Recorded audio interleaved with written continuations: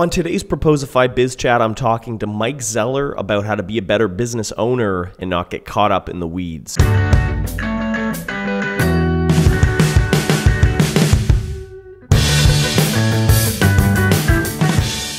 So just before we get into the interview with Mike, which is a great chat that we have, I just want to mention another podcast that you guys should be checking out if you like this content and you want something a little different. James Carberry is a great guy. He had me on his podcast, the B2B Growth Show, last year, and his voice is silky and smooth with just a touch of velvet. No, he's got a great podcast voice and even better content and great guests. So it's a daily podcast dedicated to helping B2B marketers achieve growth. He's got over 500 episodes on there. You should be listening to James and his podcast. So just Google search the B2B Growth Show or check out some links in the show notes or go to sweetfishmedia.com, which is his website, and put in /B2B-growth. So little plug for James. Now let's get into our interview with Mike. And I am joined today by Mike Zeller. Mike is a maniac who started 8 different businesses in 5 different industries, and they've produced over $100 million in sales. In addition, he's been featured on Huffington Post, Business Insider, and Entrepreneur. And in addition to having his own marketing agency, he also mentors other entrepreneurs through his Rising Stars Mastermind and his e-course, The Entrepreneur's Roadmap to Freedom. We're going to talk about that and a whole lot more. Welcome to the show, Mike. Dude, excited to be here, Kyle. Thanks for having me on, and been loving working with your company. So it's an honor to be on your show. Well, that's so nice to hear. Thank you. I'm excited to chat with you. I know you run a marketing agency, so we actually connected through just a customer call. You had been using, or you are using Proposify, and then we got talking, and I was like, you'd be great to have on the show because you've got a lot of business experience that you can kind of bring to this. So I'm excited to talk about this. First of all, just walk me through, how did you start 8 different businesses? Unless you found the fountain of youth, you don't look like an old guy. So you're still fairly young. Where did you find the time to build 8 different businesses? So it's not necessarily a matter of time because we all have the same 24 hours, right? It's a matter of strategy, and it's a matter of like, how do I use my time? And so I would say there's been a little bit of foolishness. I wouldn't wish 3 or 4 startups at once on anybody in hindsight. But a couple of things happened. I saw this movie Yes Man, if you've seen that. Yes. And that just inspired me to start saying yes to more opportunities. And it's kind of changed my life. And then I went through some Tony Robbins seminars and workshops, and man, he just helped me like anchor more into the entrepreneur, the person I can be in terms of contribution and recognizing opportunities, and then figuring out, I've learned how to grow a business, but also how to grow a business that can run without me. Yeah. I've been here in LA for almost 3 weeks. My team has met. My team's constantly doing things without me while I'm gone. Last meeting this week, I didn't even chime in at all. I was totally out of it. My leadership team just ran the meeting. The one last week, I sent like a 3-minute video of just some updates on my end that they could share. Oh, that's cool.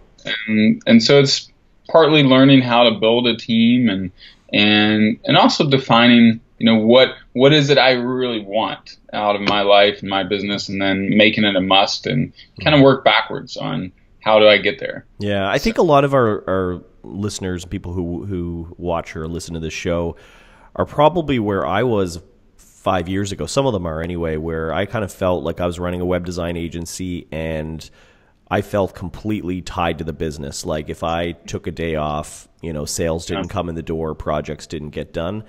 I did have team members, but I probably didn't delegate enough. There's a lot of stuff that I didn't do right. So if somebody's they're already feeling this. They're like, okay, I'm an operator. I'm way too tied to the day-to-day running of the business.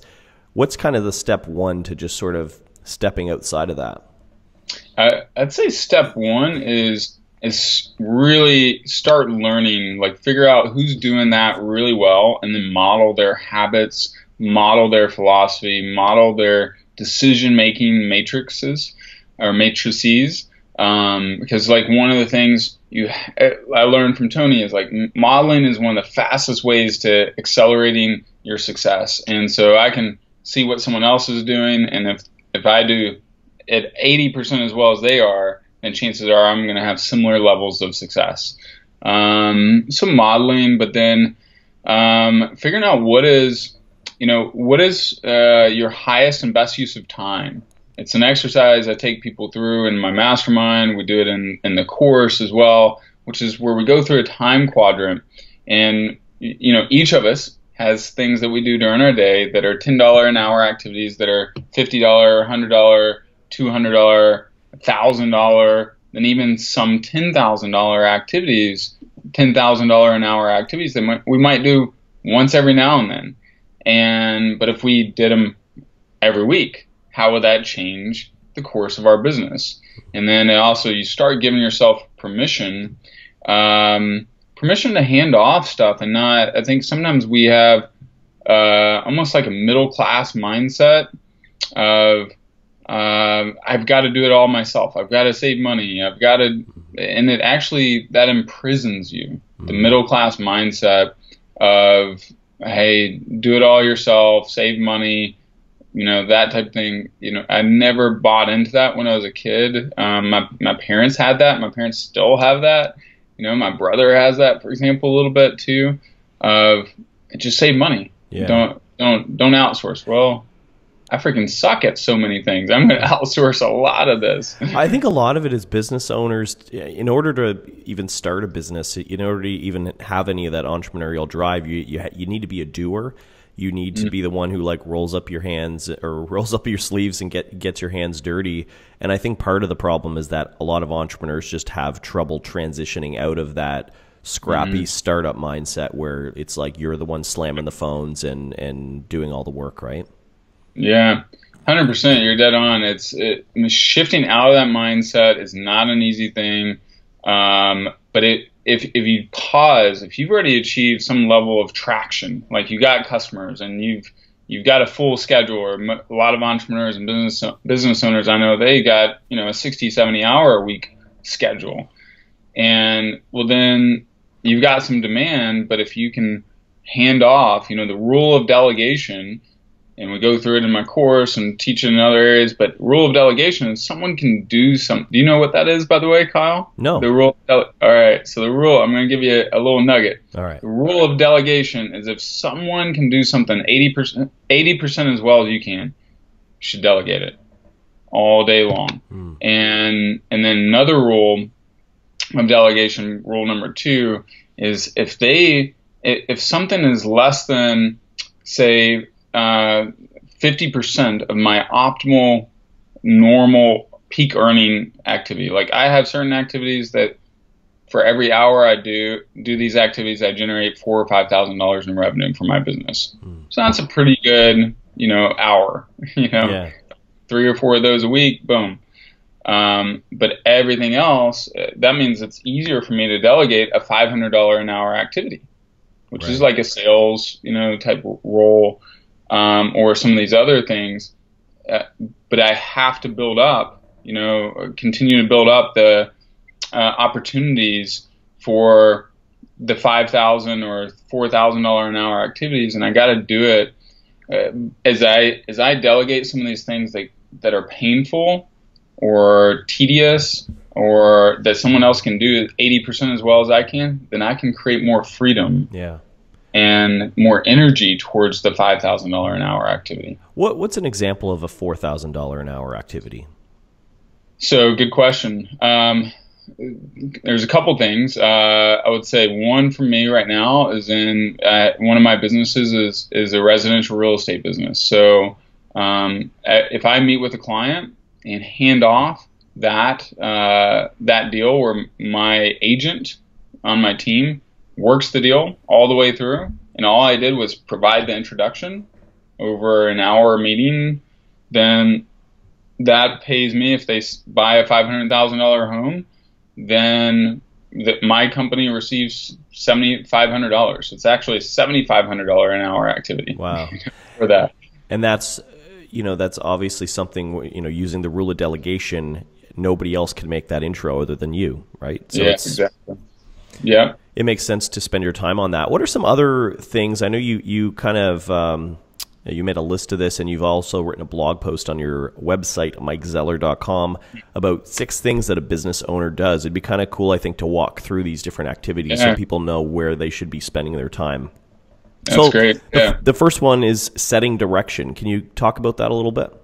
Yeah. So like if you're part of a team or you're building a company, whether it's you and one other person or it's just you, you're setting the direction, the vision. Where are we going and how are we going to get there?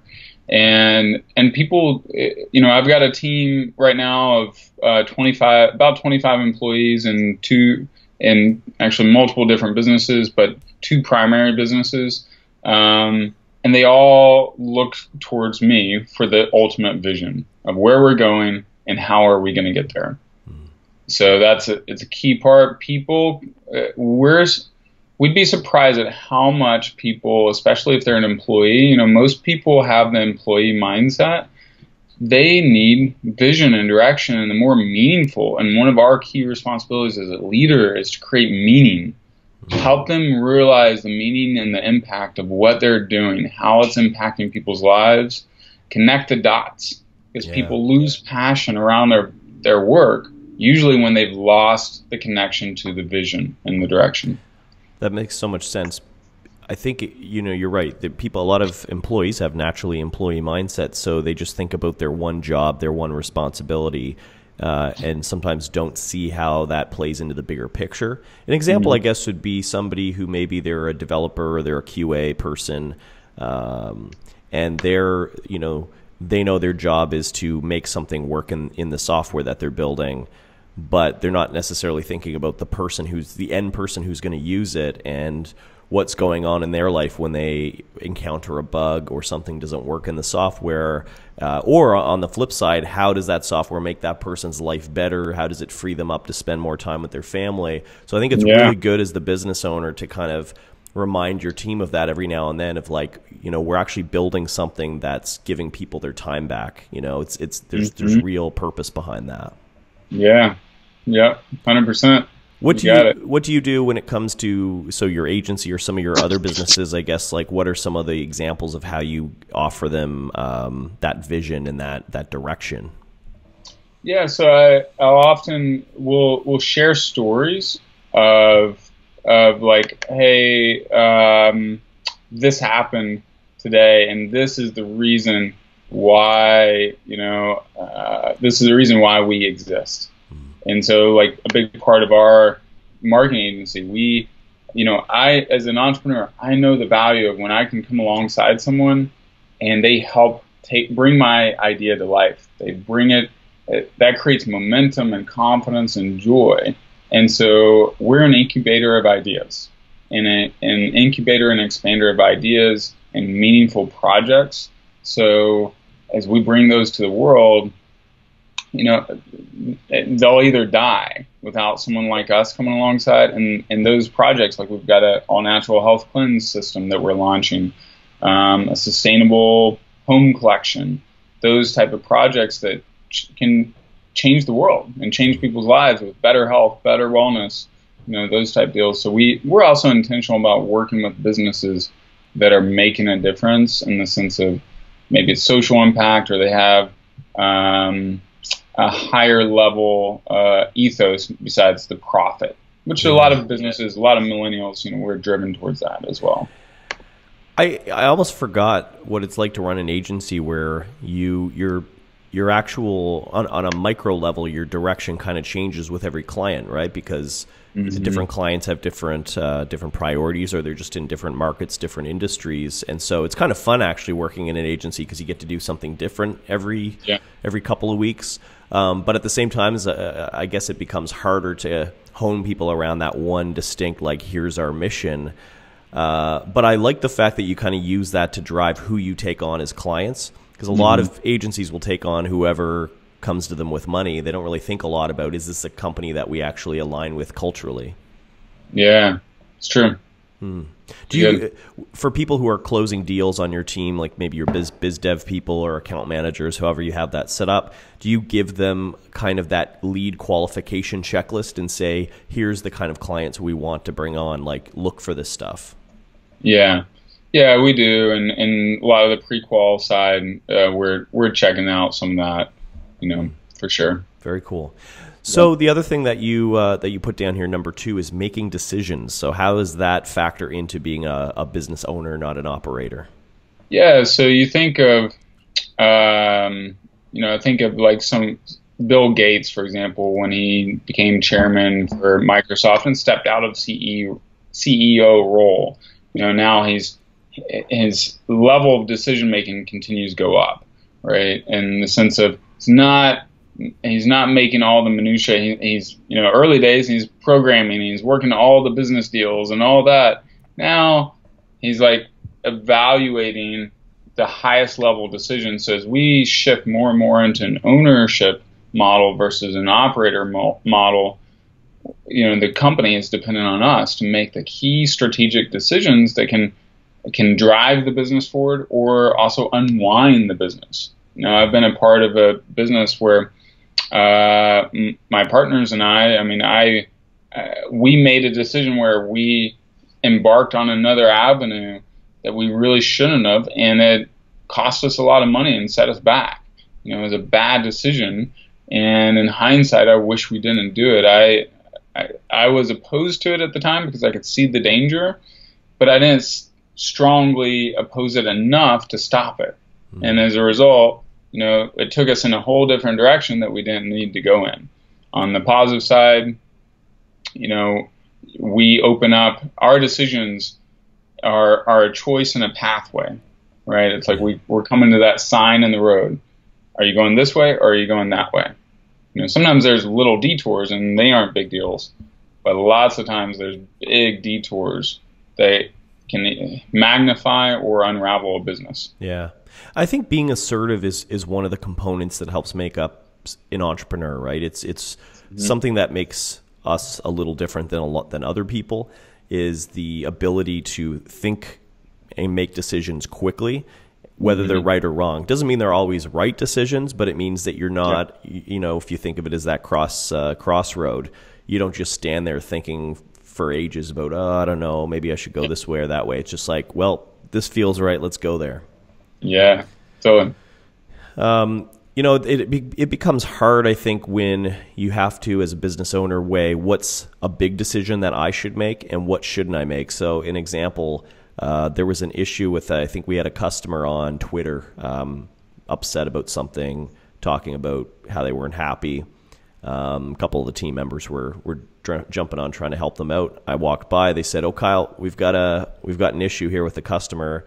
Kind of explain the situation, and I was actually going somewhere else. I was kind of busy, and I was like, you know what? You guys figure it out. I'm not getting involved, right? Yeah. And I think that's good. I think like sometimes teammates don't know what they should bring to the business owner and what they should do themselves. And I think part of that entrepreneurial mindset too is also just letting other people make those decisions and being willing to live with them. Yeah, and the beauty of that decision too is you empowered them. It's kind of like the Southwest principle of, hey, you know what? You've got leeway up to, like, Southwest employees, they're famous for great customer service. They're like, use common sense and wisdom, and depending on their level, they have freedom to make decisions up to like $500 and just use their best judgment. Their policy rule book is so much less than like an American Airlines or Delta. And you just said to your team members, hey, guys, I delegate it to you. I trust you. Go ahead and you make the best call. And if they know the ethos and where we're going as a company, then also instead of them coming to you, you stop the pattern of them coming to you for every little decision. Exactly.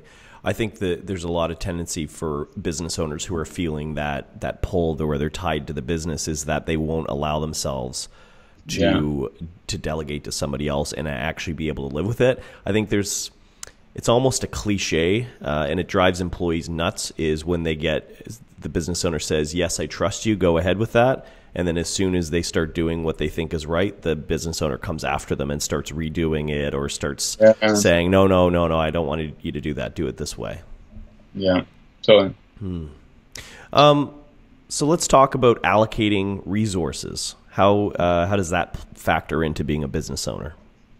Yeah, great question. So allocate, that's where are you putting the energy of the company? Where are you putting the finances of the company? Where are you putting, the strategic marketing efforts and sales efforts, human capital? It's, where are you spending the marketing dollars or the sales dollars? What are you investing in? How are you investing in your team?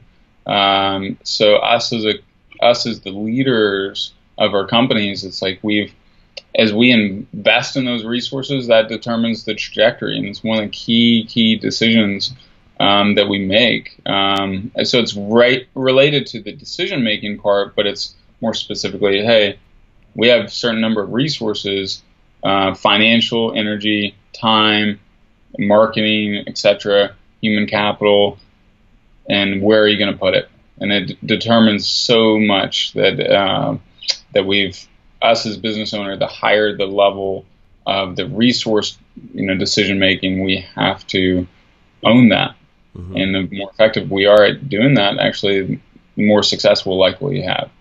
What's a recent example of somewhere where you kind of did that? You went, okay, here's where we had resources, or where we don't have any. I'm going to change that. I'm either going to put more in or take more out.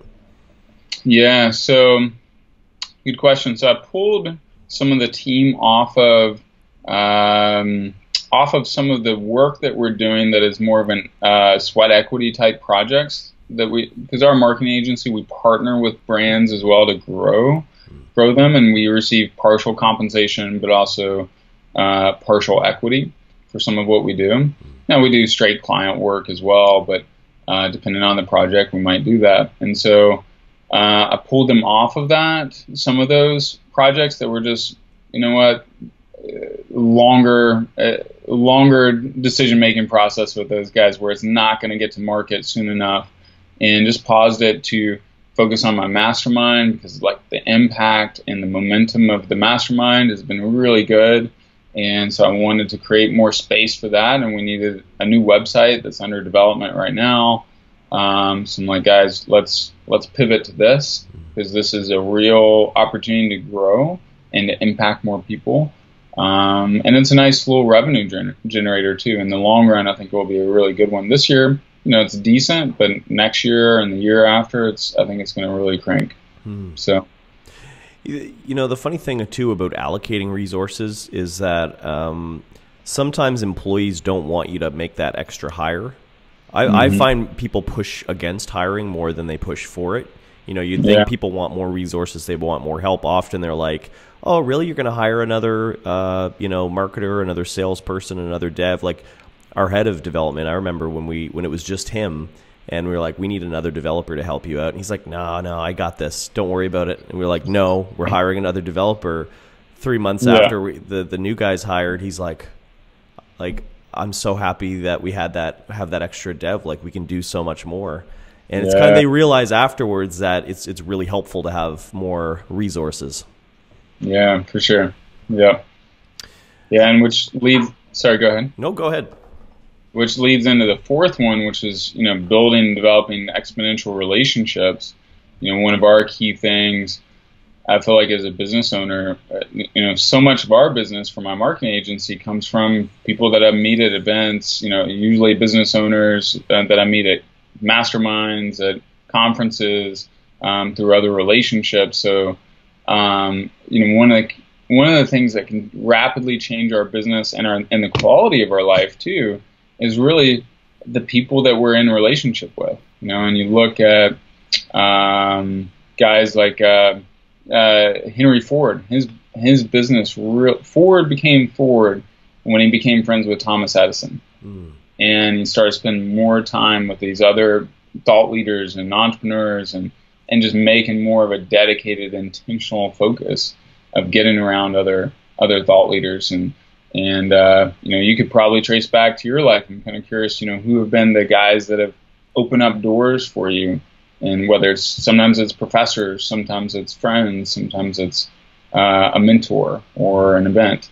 What about for yourself, Kyle?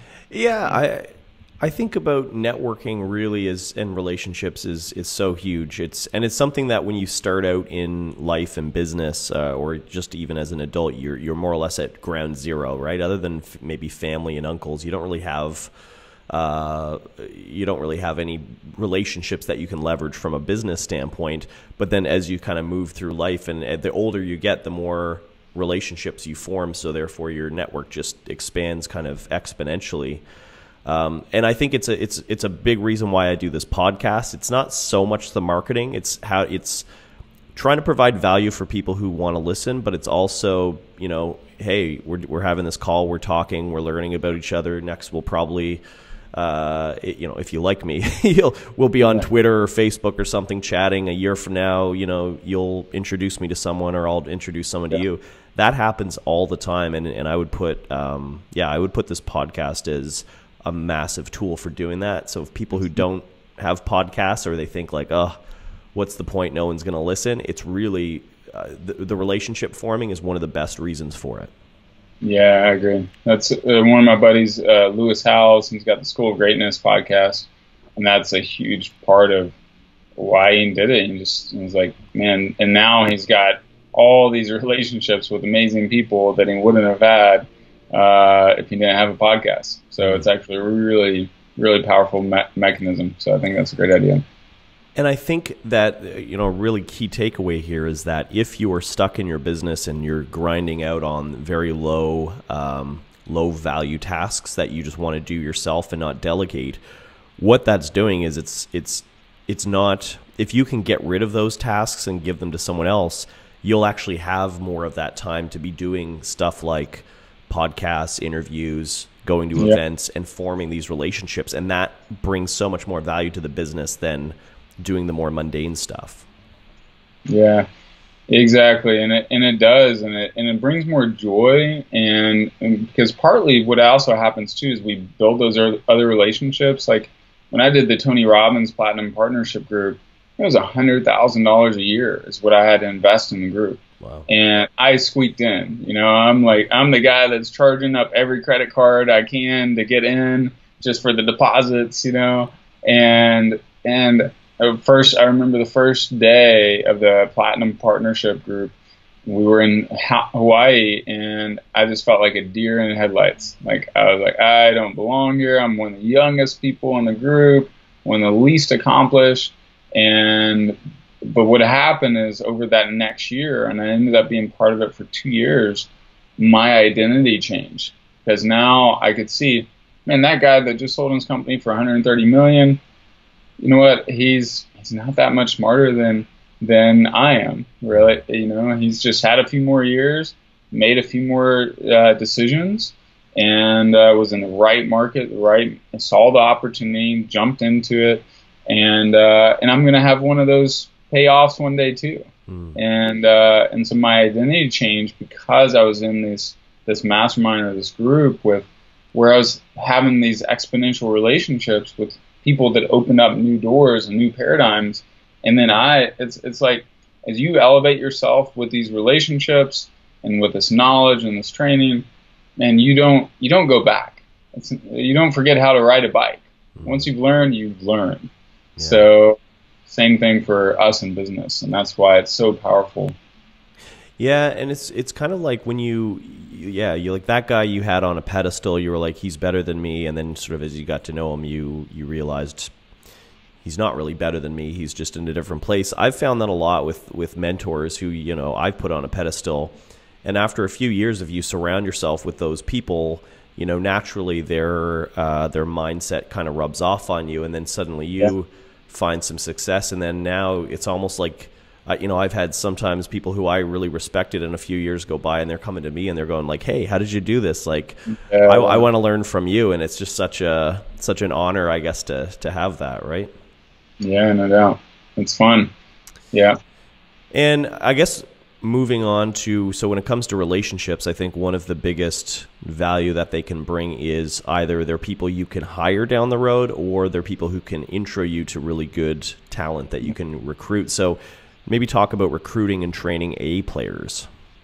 Yeah. So, as you raise the bar, what I've found is one, through the masterminds that I've been a part of, and I'm still active in masterminds and I have my own, of course, but when I raise the bar of my own commitment of like, hey, I'm not going to settle for good anymore. I'm going to pursue greatness, pursue being extraordinary.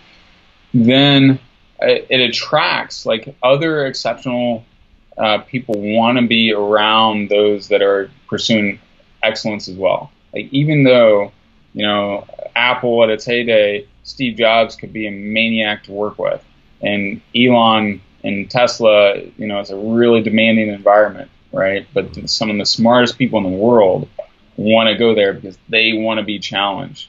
So you got to think of, how do I create a culture that is demanding enough, that trains people, that challenges people, that pulls out their greatness, but is also enriching. And then, so what I end up doing for recruiting and training top talent, I want to set the standard in my job ad. My job ad is not the boring, bland, uninspired job ad. You read a job ad, which you can find some on my blog. Man, I've got the vision of like, I'm socially minded entrepreneur and I need someone who wants to step up, that, there's no bullshit, no excuses. You're one that wants to take life and your business by the reins and crush it. Like you're not going to make room for excuses. And I go through a whole list of things, and I write it in a way that galvanizes. I want to speak to my target audience, which I want to get the A player. And as a result, I've had some luck. I get some really sharp people on my teams, and business becomes more fun too. A players, they need to be led but not managed. Yeah. When someone's content and satisfied with being a B or C player, they need to be managed a little bit more. If they're not that intrinsically motivated, you've got to drive them forward yourself, which becomes a pain in the butt. Yeah. And A players hate working with B and C players, right? Yeah. When you promote B and C players into management roles, then they want to hire people who are worse than them. Yeah. They don't want to hire someone better than them, right? Yeah. A players are happy to hire somebody or to work with someone who's better than them. Yeah. Totally. It's very true. Well, I think we've come to the end of our discussion, Mike. I want to thank you so much for being on the show. This episode was packed with value. I think people who've heard this will agree. So I want to thank you for sharing your wisdom with us. Likewise, man. Thanks for having me on the show, Kyle, and great connecting as always. And I just want to mention, too, that just a reminder for people, you've got your own Rising Stars Mastermind and an e-course, The Entrepreneur's Roadmap to Freedom. How can they get in on that and learn more about it? Yeah. So Rising Stars, it's an application process. We do have, as of now, we have about 4 or 5 spots remaining. And we meet quarterly, 2.5 days each quarter, and you got to apply. So it's a little bit of a selective group, of course. So there is an application process with that. You can go to my website, mikezeller.com, or risingstarsmastermind.com. So it's there on both of those. And then the e-course, same thing. It's on mikezeller.com, and that's teaches a lot of the principles of the mastermind, but it's less affordable. I mean, much more affordable and easy to do wherever you're at as well. So awesome. People should check that out, and links will be in the show notes. Thank you once again, Mike. You got it, Kyle. Have a great weekend, man. You too.